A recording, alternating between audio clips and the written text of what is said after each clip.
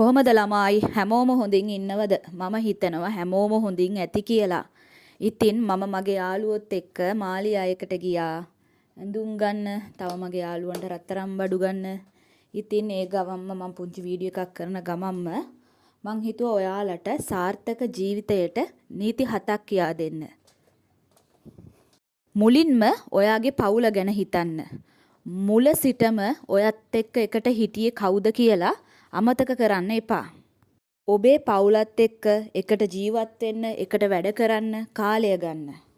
ඔබේ දෙමව්පියන්, ඔබේ සහෝදරයන්, ඔබේ යාළුවන්, ඔබේ දරුවන්, ඔබේ සහකරුවන් මේ හැමෝමත් එක්ක එකට වැඩ කරන්න මුලින්ම පටන් ගන්න. 2. ඔබ තුලම ආයෝජනය කරන්න. ඔබේ ළමා කුතුහලය කිසි විටකත් නැති කරගන්න එපා. මොකද මුළු ජීවිත කාලයම අපට ඉගෙන ගන්න දේවල් තියෙනවා. පොත් කියවන්න, අලුත් දේවල් අත්හදා බලන්න. 3. අන් අය සමග ඔබව සංසන්දනය කිරීම නවත්තන්න. එහෙම වුණොත් ඔයාට වෙන්නේ අනිත් අයට ඔයාගේ සතුට හොරා ගන්න වගේ දෙයක්. ඒ නිසා ඔයාව අනිත් අය සමග සංසන්දනය කරන්න එපා. ඔබේ අරමුණ ගැන හිතන්න. ඔබේ අත්දැකීම ගැන අත්විඳින්න. ඔබේ අවධානය අන් අයට නොව ඔබ තුලට යොමු කරගන්න. ඔබේ තරගය අන් අයත් එක්ක නොවේයි ඔයත් එක්ක තියාගන්න. 4. ආධාර පද්ධතියක් තියාගන්න. ඔබේ පරිසරයේ නිෂ්පාදනයක්. මෙන්න මේ අය ඔබ වටා එක් කරගන්න. කාරුණික අය, අවංක අය, ශක්ති සම්පන්න අය, ධනාත්මක අය, ආධාරක අය. ඔබේ මිතුරන් අර පිරිමැස්මෙන් මෙන්ම ඥානවන්තව තෝරා ගන්න. 5. ඔයා ළඟ මේ මොහොතේ තියෙන දේට ස්තුතිවන්ත වෙන්න.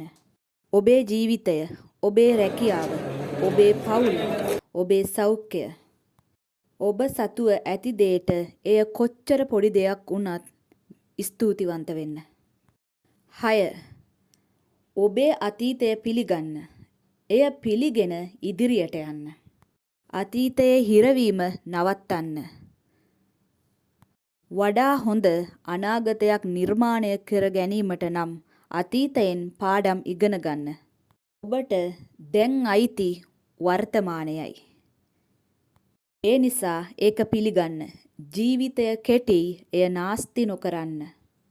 7. ඔබට ගරු කරන්න.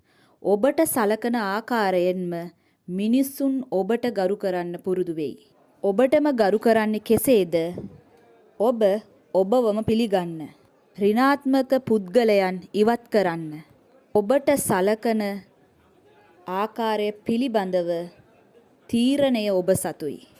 ඉතින් මේ නීති 7 ඔයත් පිළිපැදලා බලන්න. ඉතින් මං හිතනවා වීඩියෝ එක හොඳ ඇති කියලා. ඉතින් මම මේ පුළුවන් විදිහට වීඩියෝ අරගෙන යම් කිසි පොඩි දේවල් ඉගෙනගෙන ඒව ඔයාලටත් කියන්නේ හරිම ආසාවෙන්.